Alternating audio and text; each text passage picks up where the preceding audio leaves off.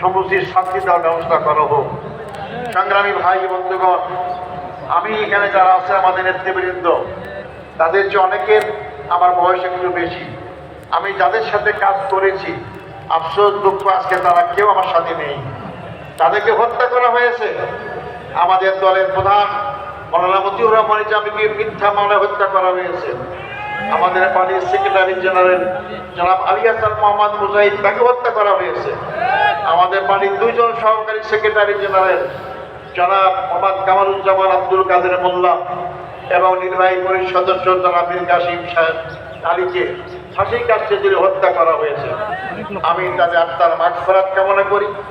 তাদের পরিবারে যারা জীবিত আছেন শোক পরিবারদের আমি সমবেদনা জ্ঞাপনা করি এবং এই সমস্ত মামলার মাধ্যমে যাদেরকে হত্যা করা হয়েছে আমি তাদের বিচার আওতায় আমি দাবি জানাচ্ছি।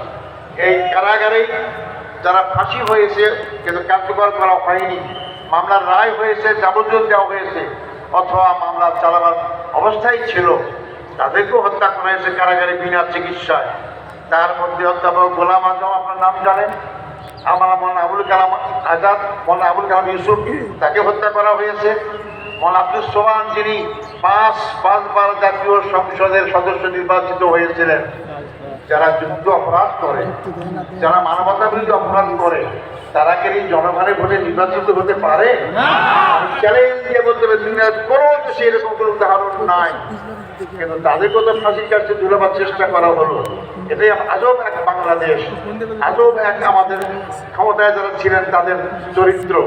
সংগ্রামী ভাই বন্ধুগণ, সবচেয়ে দুঃখজনক হচ্ছে আমাদের আন্তর্জাতিক খ্যাতি সম্পন্ন আলেমে দ্বীন মুফাসসিরে কোরআন, যাকে কোরআনের পাখি বলা হয়, মৌলানা দেলোয়ার হোসেন সাঈদীকে কারাগার থেকে চিকিৎসা না দিয়ে শেষ পর্যায়ে হাসপাতালে নিয়ে সেখানে হত্যা করা হয়ে গেল।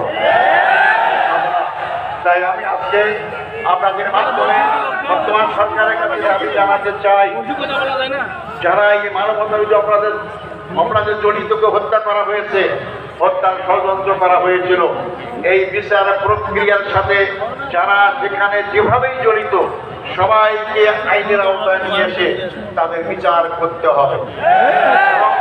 যারা এই বিচারের সম্মুখীন হয়ে হত্যার সম্মুখীন হয়েছেন তাদের ক্ষতিপূরণ দান করতে হবে। সংগ্রামী ভাই ও বন্ধুগণ, আজকে আমি বলতে চাই গর্বের সাথে, আমার রায়ের মাধ্যমে এটি আমার 18 ইসলাম মুক্তি পায় নাই। আমার রায়ের মাধ্যমে বাংলাদেশ জামাত ইসলামী দীর্ঘদিনের মিথ্যা অপরাধ থেকে মুক্তি পেয়েছে।